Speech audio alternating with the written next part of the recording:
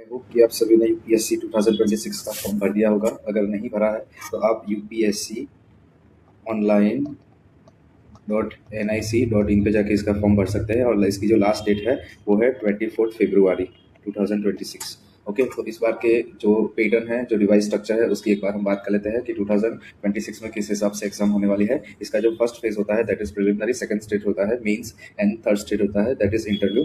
Mains में 2 paper आते हैं जिसको जीएस बोला जाता है। जीएस का मतलब होता है जनरल स्टडीज। ओके, जीएस का मतलब होता है जनरल स्टडीज जो कि कंसिडर किया जाता है आपके मेरिट के लिए।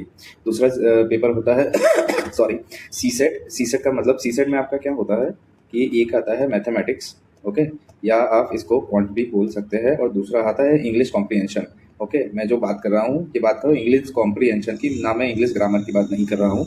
ये जो सेकंड पेपर होता है ये 200 मार्क्स का होता है और उसमें से क्या होता है 80 क्वेश्चन होते हैं। इसमें 100 क्वेश्चन होते हैं, इसमें 80 क्वेश्चन होते हैं, और इसको क्वालिफाइंग करने के लिए आपको 33 मार्क्स लाना पड़ता है। मतलब इस पेपर को पास करना जरूरी है, पर ये मेरिट में गिनाएगा नहीं। तो मेरिट में क्या गिनाएगा? मेरिट में पेपर 1 गिनाएगा।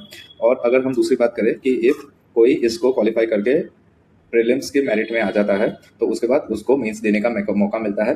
उसमें पर्टिकुलर क्या होता है कि हमारा जो शेड्यूल 8 है उसमें जितनी भी लैंग्वेजेस दी गई है उसमें आप कोई भी इंडियन लैंग्वेज का पेपर सिलेक्ट कर सकते हो, और दूसरा होता है इंग्लिश। ये दोनों देना कंपलसरी है, यस। और उसमें क्या होता है कि ये भी एज ए क्वालिफाइंग नेचर होता है। अब जिससे मेंस का मेरिट बनेगा वो फर्स्ट पेपर होता है ऐसे जो 250 मार्क्स का होता है, और उसके बाद होता है जीएस 1, 2, 3 और 4। ओके, तो क्या है कि ये जीएस के इतने यहाँ पे पेपर होते हैं, 250 ईच मार्क्स होता है, मतलब टोटल 1000 मार्क्स हुए। यहाँ पे आपको सॉरी कोई भी एक ऑप्शनल पेपर, मतलब कोई भी ऑप्शनल सब्जेक्ट ले सकते हैं। जैसे कुछ लोग पॉलिटिकल साइंस लेते हैं, कुछ लोग मैथ्स लेते हैं, कुछ लोग लॉ लेते हैं। तो ऐसे आपको नोटिफिकेशन में बहुत सारे ऑप्शंस दिए गए हैं, इस पर भी हम एक वीडियो बनाएंगे, और जहाँ पे आपको इसके 2 पेपर देने होते हैं।